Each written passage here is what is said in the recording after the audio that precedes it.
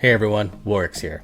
So we did the beginner's guide in patch 9.0, and now we're going to be doing another guide here for Windwalker Monk in patch 9.1. It's going to be a little bit more of an intermediates guide like the Brewmaster one was, because I'm not going to be touching on all of the abilities in this video. I know that was something that made that last one quite a bit longer.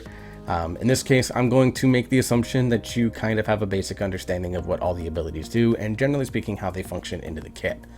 Now, the beginner's guide still has a lot of useful information in it. Its basis and rotation and talents and things like that are still great as a starting point for you to use.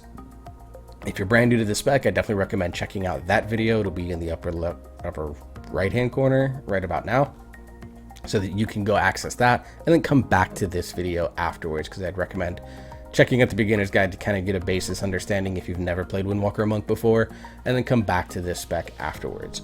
We're also going to look at the updated legendary systems, look at talents and what changes that have maybe made there, or look at some more advanced ideas in the talent tree, as well as the Covenant, Soulbinds, conduits, and anything else that might be considered out of date in the sort of combined, beginner's guide series that I did.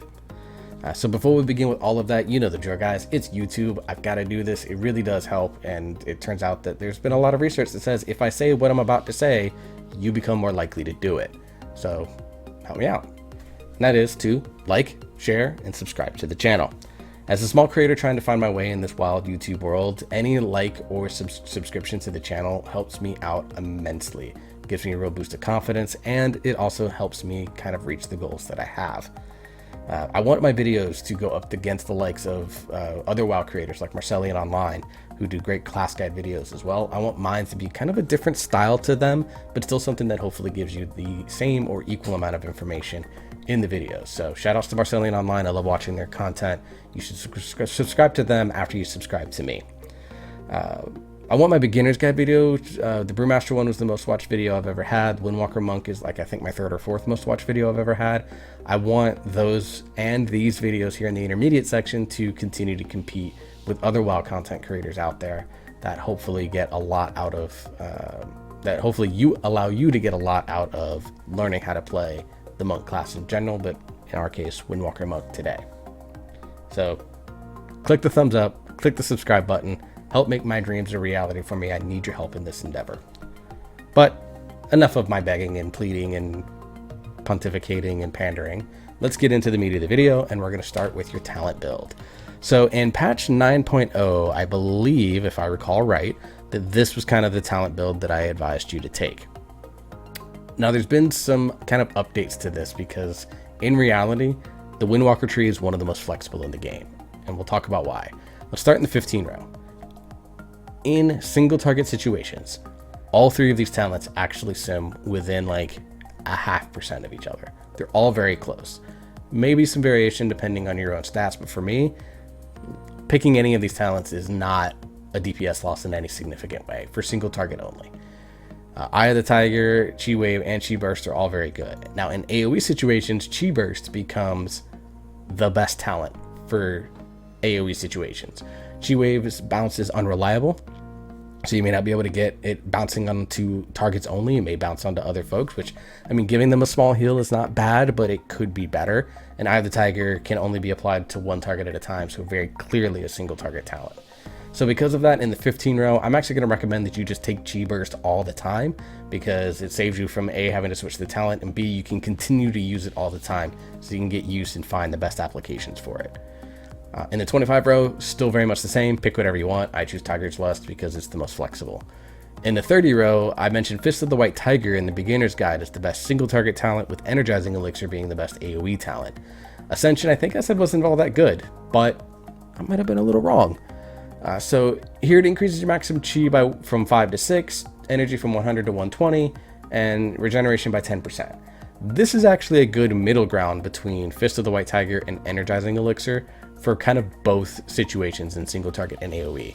If you struggle with keybinds or just don't like having Fist of the White Tiger or Energizing Elixir for whatever reason, then you can use Ascension and eliminate the keybind, give yourself more resource flexibility, and go from there. Now, Ascension doesn't contribute in any way towards mastery like Fist of the White Tiger does, so you have to make those considerations in your rotation if you are using Ascension. But if you're not a big keybind person or you don't like having a ton of buttons to press, Ascension is an absolutely great talent that you can use and it has seen some play in high-end Mythic Plus in MDI situations and in the Great Push. A lot of the Windwalker monks, a few that we saw in Great Push, but a lot that we saw in MDI in early Season 1 were using Ascension instead of Energizing Elixir. 40 row still pick Diffuse Magic or Dampen Hard depending on the situation. 45 row hit combo is the single target. Dance of Chi-Ji is the AoE. Because I spend pretty much all my time in Mythic Plus, Dance of Chi-Ji is the best talent.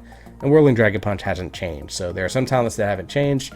But this tree in the 15, 25, 30, 40 rows, and the 45 rows all give you choices depending on either content or straight up just whatever you prefer to play. This, like I said, Windwalker is a flexible tree, and I think this makes it really good. While there are some dead talents, Serenity, Spiritual Focus, Rushing Jade Wind, Inner Strength, Tiger Tail Sweep, all of those immediately come to mind. I mean, we're talking, what, 5 talents across 21? That's a lot better than a lot of other classes and specs have. So, definitely think that this tree is way better than I think people give it credit for, and even, really, I give it credit for. Alright, now let's talk about your legendaries. So if you are a Night Fae or a Kyrian, your choice of legendary hasn't changed, and that is Invoker's Delight. Hasn't changed at all. What has changed about Invoker's Delight, though, is your slot.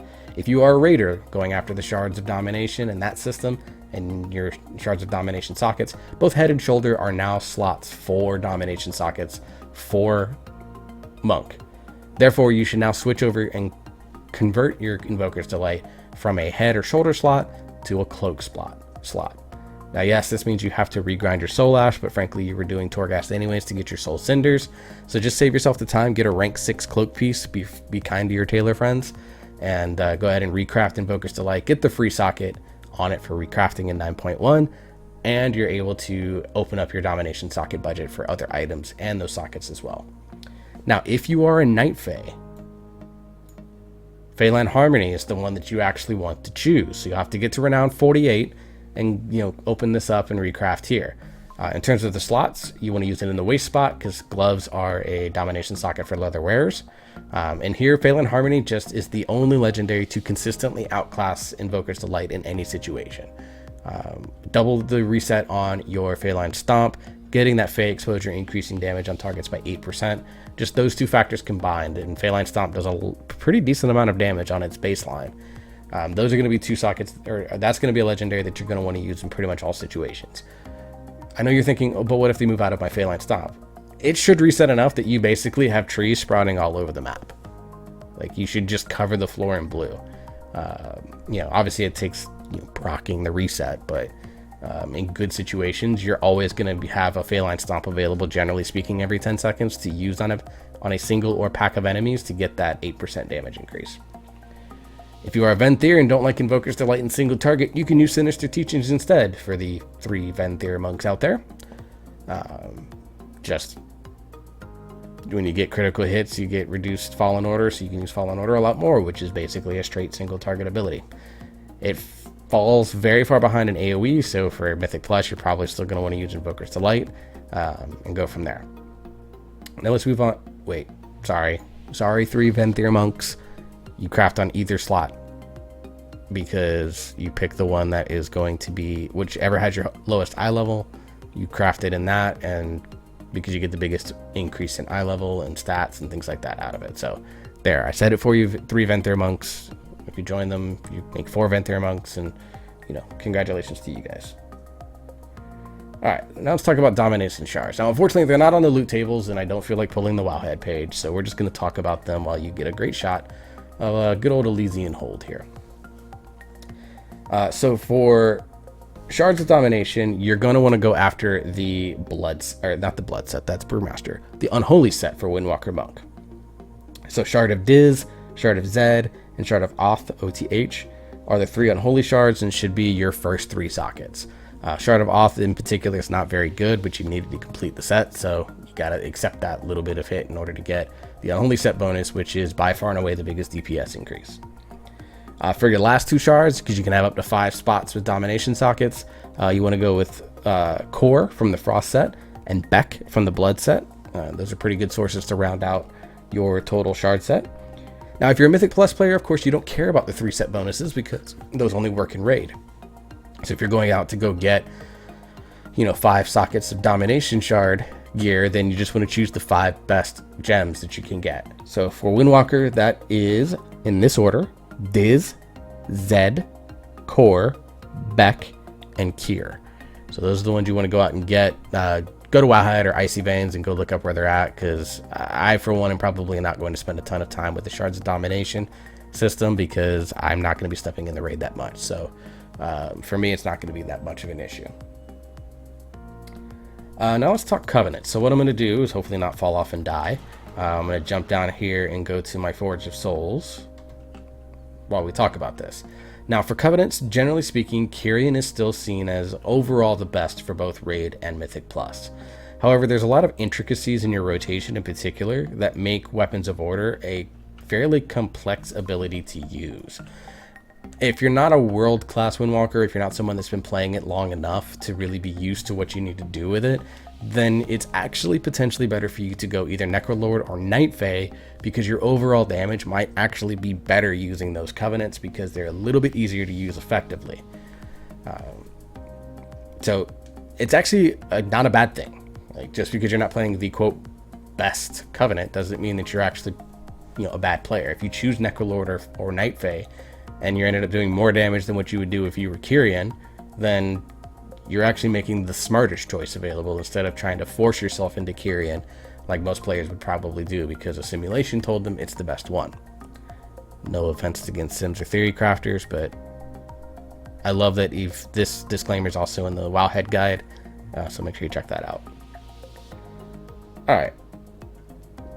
So picking Night Fae or Necrolord is not going to negatively impact your performance in a significant enough way that you're kind of like trolling people. Go from there. So if you choose Venthyr, congratulations, you've increased the population from 3 to 4. Good for you. Don't pick them. It's not very good. Alright, let's talk Soulbinds. So I'm obviously Kyrian, so let's go ahead and look at Kyrian Soulbinds first, and you're going to want to go with Forge Light Prime Micah Nikos. Now in patch 9.0 rather, he was the worst Soulbind in the game. Brawn was just not very good, and the tree itself just had a bunch of defensive benefits and really didn't have much in the way of offensive benefits. Well, that has very much changed with the extended Soulbind trees. So you can see this is the path that I generally recommend taking. You could skip in this potency to go here to get Hammer of Genesis for the extra little haste, but I don't really totally recommend it. I still think the potency conduit ends up being better than this haste bonus, since haste is not the best stat for Windwalker Monk. But there are 2 things in particular. One, Brawn's Call to Action got buffed from 90 abilities to 75 abilities, and everything that he does got a bonus, I think it was 10% increase in terms of the damage and healing that he does. So he now is very good. Still can be trolly with the knockback, but he attacks and heals allies and targets for 30 seconds after you summon him. So overall, he's just very, very good in that regard. The other one that makes him really good is Soul Glow Spectrometer. So damaging or healing the target analyzes its merit over 15 seconds, increasing your damage by 1% and increasing by 1% every 3 seconds. So this is extremely good for single target in particular. So this is going to make him in single target quite good, because you're getting, I don't know how high this caps, if it does at all. I'd have to research it.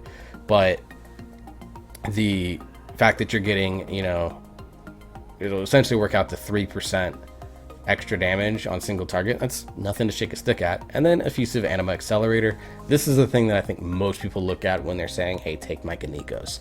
So basically getting cooldown reduction on Weapons of Order when you use Weapons of Order.